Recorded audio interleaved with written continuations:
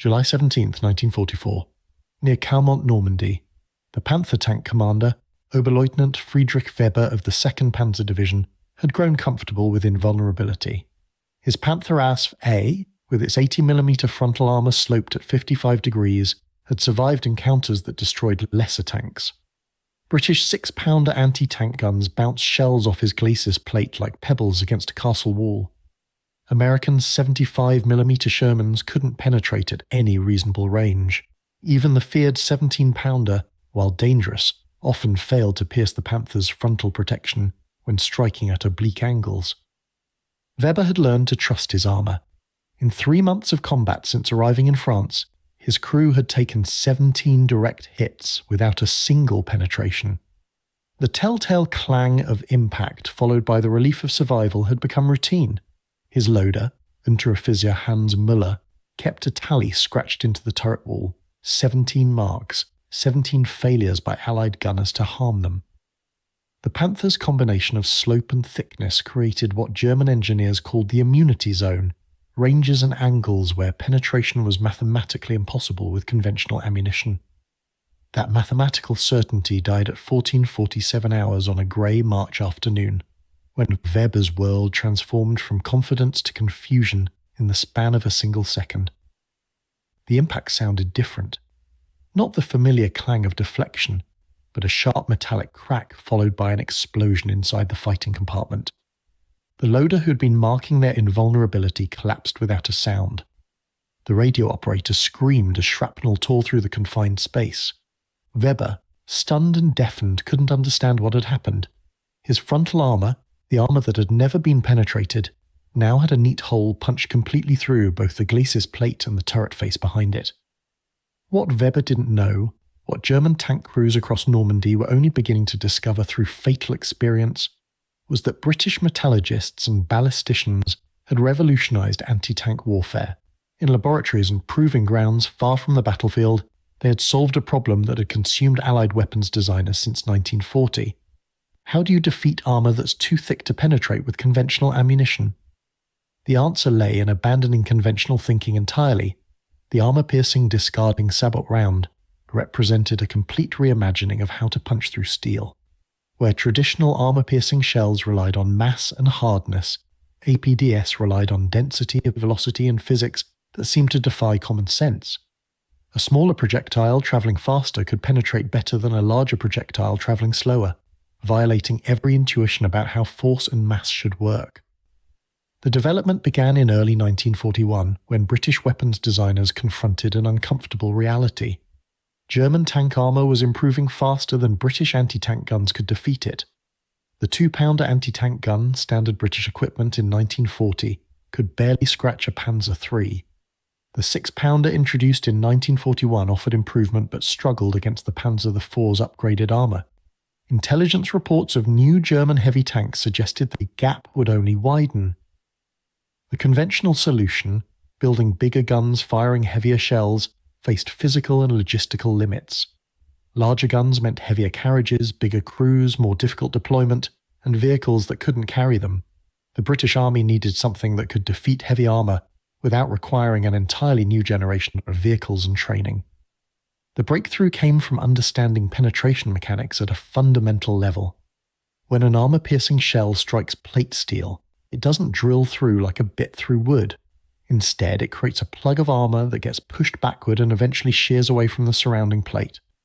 The force required to shear this plug depends on the pressure applied per unit area. Double the pressure, and you can shear through steel that was previously invulnerable. Pressure equals force divided by area. Force equals mass times velocity squared, according to kinetic energy principles. This meant that doubling velocity quadrupled kinetic energy while reducing projectile diameter by half-quartered the impact area, doubling the pressure. The mathematics suggested that a very small, very fast projectile could penetrate better than a large, slower one. But creating such a projectile presented immediate problems. Small projectiles lose velocity rapidly to air resistance. They're difficult to stabilize in flight. Most critically, they're too narrow to engage the rifling in a gun barrel, the spiral grooves that spin the projectile for stability.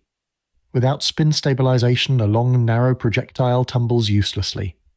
The sabot, borrowed from French artillery practice dating to the 1800s, solved the rifling problem. The tungsten penetrator rode inside a lightweight carrier, the sabot, that engaged the rifling. Upon leaving the barrel, air resistance pulled the sabot segments away, leaving the dense penetrator to fly toward the target at velocities conventional shells couldn't approach. The engineering challenges were immense. The sabot had to grip the penetrator tightly enough to transfer spin but release cleanly without disturbing the penetrator's flight. Early designs saw sabots fail to separate, tumbling to earth with the penetrator still attached. Others separated asymmetrically, throwing the penetrator off course. Wind tunnel testing at the Royal Aircraft Establishment and ballistic trials at Shoeburyness gradually refined the design through hundreds of iterations. Material science posed equal challenges. The penetrator required extreme density and hardness to survive impact without shattering. Tungsten carbide emerged as the optimal material, with density nearly twice that of steel and hardness approaching industrial diamond. But tungsten carbide is also brittle, prone to fracturing under shock. Metallurgists experimented with different grain sizes, bonding agents, and heat treatments to maximize toughness without sacrificing hardness. By mid-1942, the technology reached viability. The first production APDS rounds for the 6-pounder gun used a tungsten carbide penetrator 44mm in diameter and 203mm long, weighing just 1.5 kilograms compared to 3.2 kilograms for a standard armor-piercing shell. The penetrator's length-to-diameter ratio of nearly 5:1 gave it exceptional sectional density, maintaining velocity over distance. Muzzle velocity reached 1,150 meters per second, compared to 850 meters per second for standard ammunition, a 35% increase in velocity that translated to an 82% increase in kinetic energy. The performance gains shocked even the designers. Against homogeneous steel plate at 0 degrees obliquity, standard 6-pounder ammunition could penetrate 79mm at 500 meters range. APDS rounds penetrated 146mm under identical conditions, an 85% improvement. Against sloped armor, where conventional shells often deflected, APDS maintained its advantage because the small diameter penetrator focused pressure on a point rather than a surface. Production began in late 1942, but initial quantities remained limited. Tungsten, while available in British territories, required complex processing. Each penetrator consumed tungsten that could have produced cutting tools for thousands of machine operations. The Admiralty, aircraft industry, and ground forces competed for limited stocks. Only the highest priority applications received APDS ammunition. The 6-pounder equipped British armoured cars, the Crusader tank and the Churchill tank in early variants. More significantly, it armed the Valentine tank that equipped British tank battalions in Tunisia and Italy. American forces, receiving British equipment under Lend-Lease, also fielded 6-pounders in some tank destroyer units. But APDS distribution remained restricted to specific units facing the heaviest German armour. The 17-pounder anti-tank gun, entering service in early 1943, received development priority for APDS ammunition. With its larger 76.2mm caliber and higher chamber pressure, the 17-pounder could accelerate APDS rounds to 1,200 meters per second.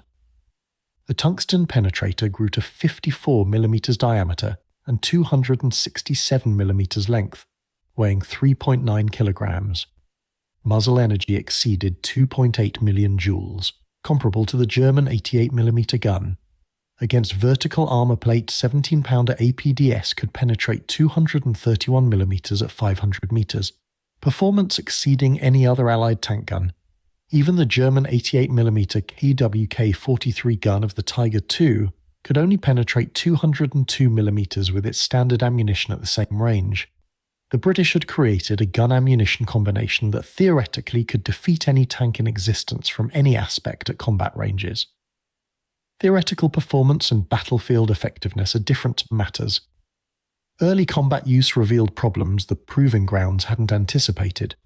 The sabot separation, while reliable in testing, proved sensitive to barrel wear. After 100 rounds, erosion in the rifling sometimes prevented proper spin transfer, causing sabots to separate asymmetrically and send penetrators tumbling. Barrels required replacement far more frequently than with conventional ammunition. Accuracy suffered compared to standard shells. The lightweight penetrator, while aerodynamically superior to full-caliber shells, was more affected by crosswinds. Precision decreased beyond 800 meters, though this remained adequate for anti-tank work where most engagements occurred under 1,000 meters. Gunners trained on conventional ammunition had to relearn ballistics for APDS, adjusting for the flatter trajectory and different time of flight. Storage and handling presented unique challenges. The tungsten penetrators were brittle enough that rough handling could cause hairline cracks, invisible to inspection but catastrophic on firing. Moisture penetrating the sabot-penetrator interface caused corrosion that weakened the bond. Ammunition that tested perfectly after manufacture sometimes failed after weeks in field conditions. Units receiving APDS had to implement special storage protocols and regular inspection routines. The most severe limitation was availability. Through 1943, production remained constrained by tungsten supply and manufacturing capacity. A typical 17-pounder battery might receive 50 rounds of APDS for training and combat combined, perhaps 5% of their total ammunition allocation. Gunners were explicitly ordered to conserve APDS for a heavy German armour, using standard ammunition against medium tanks and soft targets. But when APDS worked as designed, the results justified every compromise. German tank crews trained to fight at ranges where their armour provided immunity suddenly found no safe distance existed. The Panther's immunity zone, calculated so carefully by German engineers, assumed Allied guns firing projectiles of specific diameter and velocity. APDS violated those assumptions completely. A standard 75mm Sherman shell striking a Panther's glacis plate at 500 meters delivered approximately 1.5 million joules of kinetic energy across a 75mm diameter impact area. The resulting pressure, while substantial, fell below the threshold needed to shear through 80mm of face-hardened steel at 55 degrees slope. The shell deflected or shattered, leaving at most a scar on the armour. A 17-pounder APDS round striking the same location delivered 2.8 million joules of kinetic energy across a 54mm diameter impact area. The smaller impact area concentrated that energy into 50% less surface area, doubling the pressure. The increased velocity, following kinetic energy's velocity-squared relationship, nearly doubled the energy again. The combination created pressures that exceeded the steel's shear strength by a comfortable margin. The penetrator punched through cleanly, retaining enough energy to continue through internal components and often exiting the opposite side of the tank. The physics became even more favourable against sloped armour. Conventional shells striking at oblique angles often deflected before penetrating. Their kinetic energy dissipated in gouging a curved path across the armour's surface. The APDS penetrator, with its small diameter and high sectional density, was much harder to deflect. Where a 75mm shell might glance off armour sloped beyond 60 degrees, the APDS penetrator tended to bore through, its concentrated pressure preventing deflection. German tankers first encountered APDS in North Africa during the Tunisia campaign, though isolated instances were rare enough that reports didn't reach higher command with appropriate urgency. The first systematic use came in Italy during 1943, where British tank battalions equipped with Sherman Fireflies, Shermans upgunned with 17-pounder guns, began receiving limited APDS allocations. At Monte Cassino, in May 1944, a Firefly from the North Irish Horse encountered a Tiger there at approximately 800 meters range. The Tiger's 100mm frontal armour should have provided immunity at that distance against standard 17-pounder ammunition. The Firefly's gunner, Trooper Michael Reynolds, had been issued 2 rounds of APDS with instructions to use them only against Tigers or Panthers. He fired 1 round. The Tiger's driver and bow gunner died instantly as the penetrator entered through the glacis plate and continued through the ecru compartment. The remaining crew abandoned the vehicle, reporting to their commanders that some new British weapon had penetrated armour previously considered invulnerable. These reports, filtering through German tactical intelligence during spring 1944, created confusion rather than understanding. Tank commanders reported penetrations from angles and ranges that shouldn't have been possible. Some suggested British guns had been significantly upgraded. Others theorized about exotic explosives or chemical weapons. None correctly identified that the ammunition rather than the gun had changed. The German response, to the extent they understood the threat, focused on tactical adaptation. Tank commanders received instructions to maximize engagement ranges, stay behind cover, and avoid presenting the frontal aspect to British 17-pounders.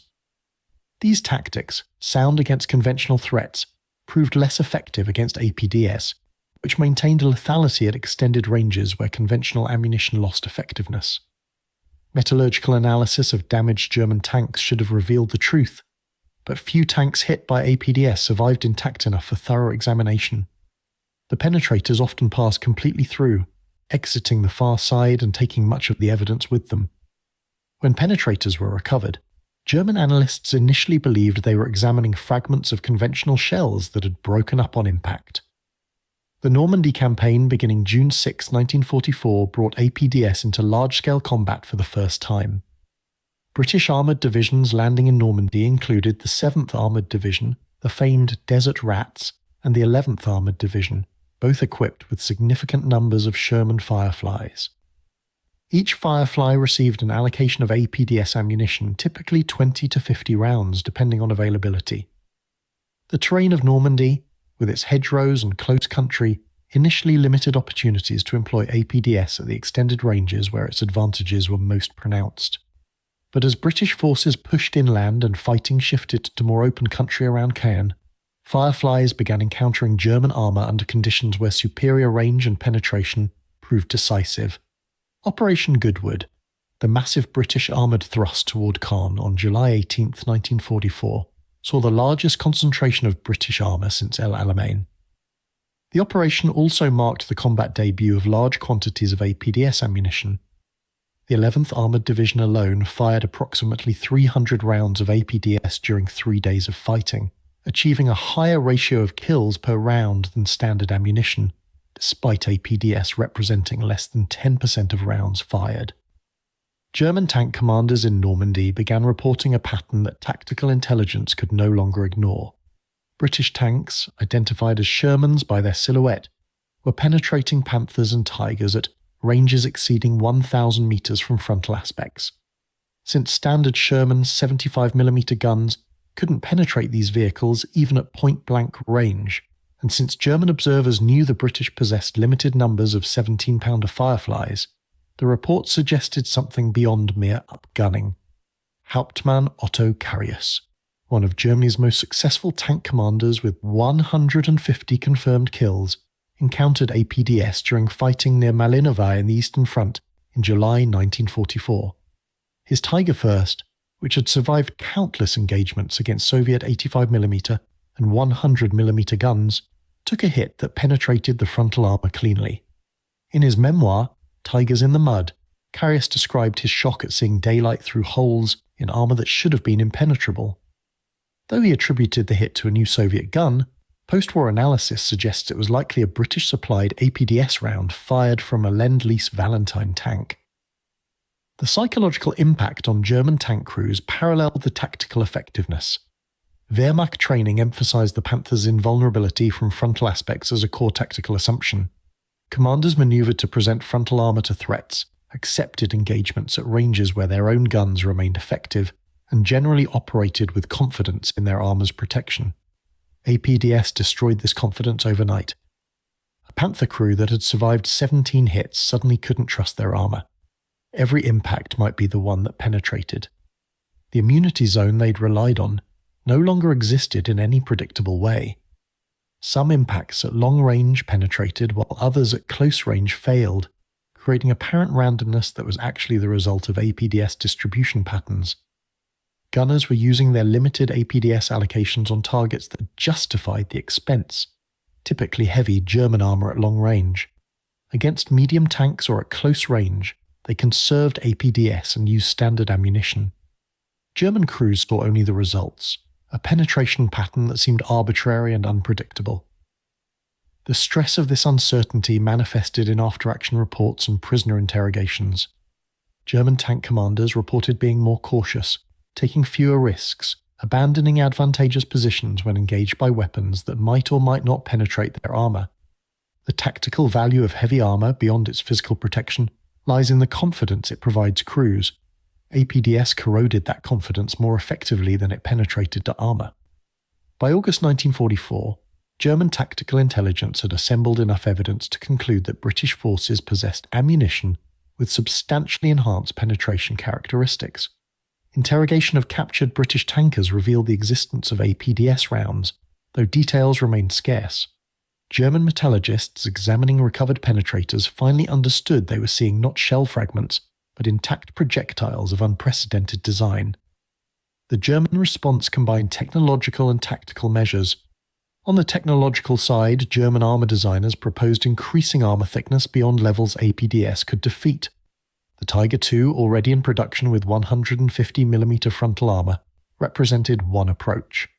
Proposals for even heavier tanks, including the 188-ton Maus, took armour protection to extremes that would have defeated any existing ammunition. But Germany in 1944 lacked the industrial capacity for such responses. Heavy armour required special steel alloys increasingly scarce as Allied bombing disrupted production. Manufacturing capacity was already strained producing existing tank models. Fuel shortages limited the operational utility of heavier vehicles. The window for technological countermeasures had closed. Tactical responses proved more practical but only marginally effective. German tank units received instructions to engage British armour at maximum range where accuracy decreased and where German guns retained their effectiveness. Ambush tactics from concealed positions were emphasised, allowing German tanks to strike first before APDS-equipped opponents could respond. Units were ordered to concentrate fire on Sherman Fireflies, identified by their longer gun barrels and different muzzle brake, before engaging other Shermans. These tactics reduced but couldn't eliminate APDS effectiveness. Fireflies learned to hide among standard Shermans, manoeuvring to avoid identification until the moment of firing. British armour doctrine emphasised combined arms cooperation, with infantry and artillery suppressing German positions, while tanks manoeuvred for flanking shots. The Wehrmacht's numerical disadvantage in France meant German tanks often had to accept engagement under unfavourable conditions, rather than withdrawing to better positions. September 1944 brought Operation Market Garden, the ambitious British thrust into the Netherlands.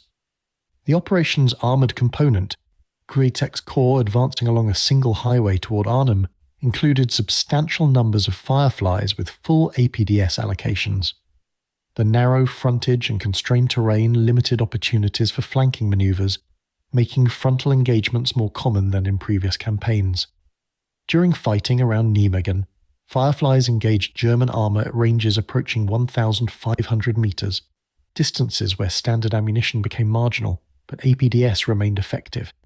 Several Panthers were destroyed at ranges their crews had considered safe, penetrated through frontal armour by rounds that shouldn't have been possible. The psychological impact of these long-range kills rippled through German tank units, creating a reluctance to engage even when tactical situations favoured German forces. By late 1944, APDS had become standard issue for British 17-pounder guns in northwest Europe. Production had increased to the point where guns received several hundred rounds, rather than tens of rounds. Gunners, having overcome initial accuracy problems through training and experience, employed APDS as their default anti-armour round rather than as a scarce special weapon. The effectiveness showed in kill ratios.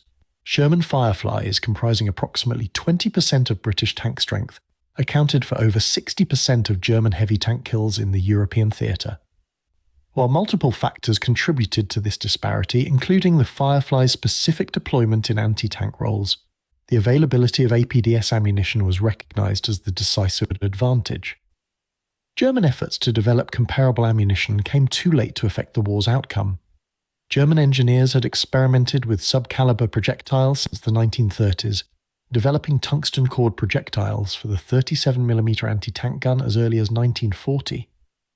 These Panzergranit 40 rounds used a tungsten core surrounded by a light metal jacket, achieving penetrations similar to much larger conventional shells.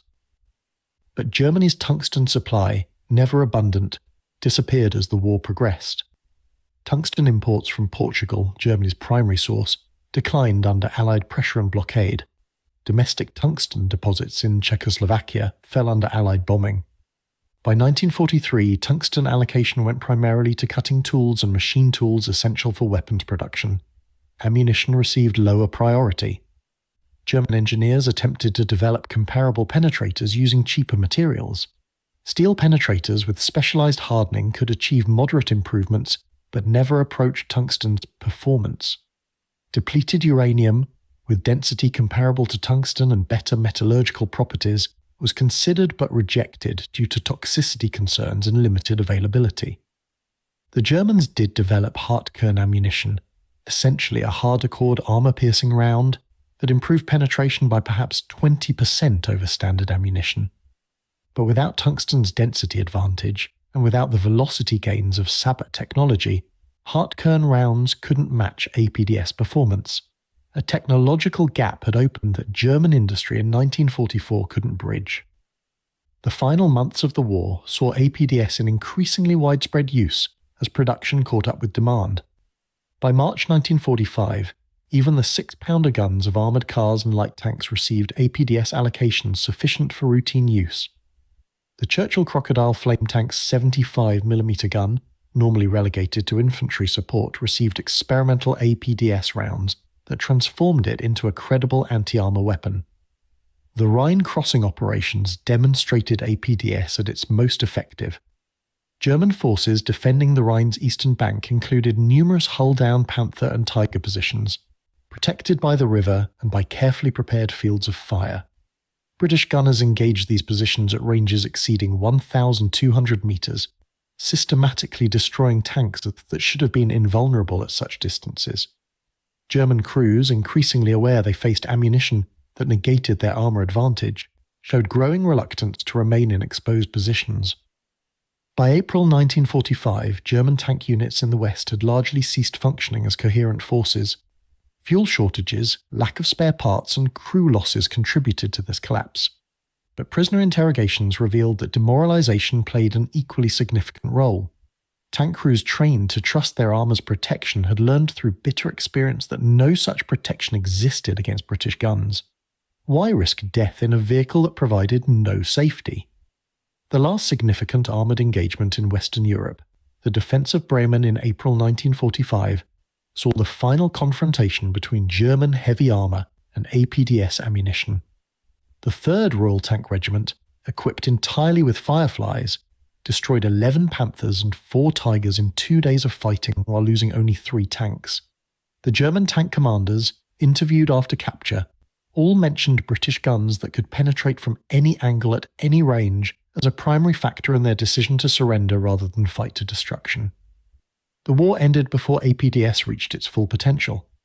Development continued on even more advanced designs, including finned penetrators that didn't require spin stabilization and could therefore achieve even higher velocities. These designs would evolve into the armour-piercing fin-stabilized discarding sabot rounds that remain standard anti-armour ammunition today. Post-war analysis confirmed what battlefield experience had suggested. APDS represented the single most significant advancement in anti-tank weapons technology during World War II. It had effectively obsoleted armour protection as a viable defence, beginning an arms race between armour and ammunition that continues to the present day. The Korean War, beginning in 1950, saw APDS deployed against Soviet-supplied T-34 tanks. The results validated European experience. British Centurion tanks equipped with 20-pounder guns firing APDS destroyed T-34S at ranges exceeding 2,000 metres, ranges where the Soviet tanks couldn't effectively return fire. American forces, slower to adopt APDS technology, struggled initially against T-34S with their 76mm guns firing conventional ammunition. The development and deployment of APDS marked a shift in military-industrial priorities. Where previous arms races had focused on making guns bigger and armour thicker, APDS demonstrated that materials science and physics could achieve superiority without brute force escalation. A small tungsten penetrator travelling at high velocity could defeat armour that weighed tons and cost enormous resources to manufacture and transport. The broader implications extended beyond anti-tank warfare. APDS proved that technological sophistication could overcome material quantity, that clever engineering could achieve what industrial might alone couldn't provide. This lesson informed post-war military development in ways that shaped the Cold War's technological competition. For the German tank crews who faced APDS in 1944 and 1945, the experience was profoundly disillusioning. They had been promised that German armour superiority would offset Allied numerical advantages. The Panther and Tiger were supposed to restore the Wehrmacht's tactical dominance, allowing smaller German forces to defeat larger Allied armies through qualitative superiority. APDS destroyed that promise. The armour that should have provided protection became a liability, attracting fire from British guns that could penetrate it reliably. The weight that should have enabled survivability instead reduced mobility and fuel efficiency without providing corresponding defensive benefits. German crews found themselves in heavy, slow vehicles that died as easily as light tanks once British gunners fired their special ammunition. Oberleutnant Friedrich Weber survived his encounter with APDS, though his tank did not. Evacuating through the commander's hatch as fire spread through the fighting compartment, he and his gunner were the only survivors from a crew of 5. In his after-action report, Weber described the penetration as unlike anything he'd experienced in months of combat. The hole was too small, too neat, too precisely placed to be from conventional ammunition. Something had changed in the nature of anti-tank warfare, and German armour was on the wrong side of that change. Weber's experience was repeated thousands of times across the final year of the war. German tank commanders who had grown confident in their armour's protection learned through traumatic experience that protection no longer existed. British guns firing ammunition they couldn't see killed crews in tanks designed to be invulnerable. The mathematics of armour warfare had changed, and German metallurgy and manufacturing couldn't change them back. The secret British ammunition that made German tank armour obsolete wasn't a single technological breakthrough, but rather the culmination of years of materials science, ballistic research, and manufacturing innovation. APDS succeeded because it solved multiple problems simultaneously, achieving higher velocity, better penetration, and adequate accuracy within the constraints of existing gun designs and manufacturing capability. The tungsten penetrator flying through the Normandy air at 1,200 meters per second represented the fruits of British scientific mobilization as surely as radar represented it in the Battle of Britain. Both technologies emerged from the same culture of systematic problem-solving, the same industrial academic cooperation, and the same willingness to challenge conventional thinking. For German forces, APDS represented not just a tactical challenge, but a strategic revelation. The technological lead they had assumed, the superiority they had counted on, had evaporated through innovations they hadn't anticipated and couldn't quickly match. The arsenal of democracy had produced not just more weapons, but better weapons, combining quantity with quality in ways the Wehrmacht couldn't counter. The story of APDS is ultimately a story about how wars are won, not through tactical brilliance or operational excellence alone, though both matter, not through courage or determination, though those remain essential, but through the systematic application of scientific knowledge to military problems, through industrial capacity that can translate the laboratory breakthroughs into battlefield weapons, and through the flexibility to challenge assumptions when old solutions prove inadequate. The British scientists and engineers who developed APDS never faced German tank crews in combat. They worked in laboratories and proving grounds, solving equations and testing prototypes. Yet their work killed more German tanks than many frontline units, proving that in modern warfare, the battle is won as much in the laboratory as on the battlefield. The small tungsten penetrator flying through the armour of Friedrich Weber's Panther was the physical manifestation of that truth, a truth the Wehrmacht learned too late to matter.